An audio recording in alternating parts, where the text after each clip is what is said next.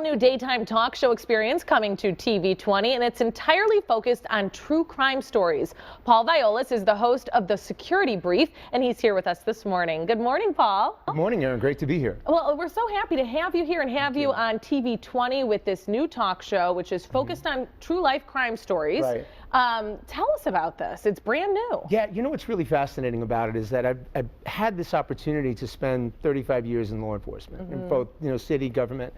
But this really has become a mechanism to deliver information to keep America's families safe better than anything I've ever been able to do in the past, no question. Well, and how so? How are you able to deliver these stories and then also use it as a teaching moment for families? Because what America really needs to know is they need to understand the material elements of a crime. Instead of having someone scream at the rain and talk about being afraid, this actually breaks it down so people can understand it.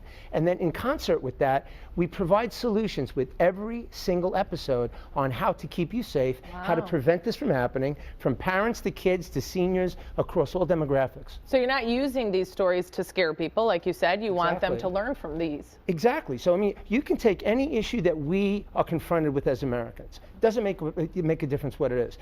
The best way to summarize it is think about the things that keep us up at night. We address them. It's real crime stories, so you understand what happens. And at the end of the day, this is how you stop this from happening to you. Okay, well, I know the show premieres on our network on December 21st. Right, very much. What can we expect from week one? I can tell you one of the most fascinating cases that we worked, you're going to see right here out of Detroit. And it's about the Craigslist killer.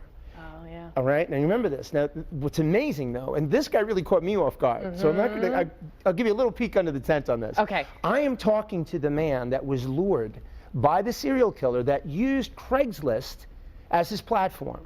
He's the only one that survived. But the story that he tells, I will tell you this right now, I'm leaning into this. I couldn't believe it. Wow. And he orates his experience in a manner that just captivates you.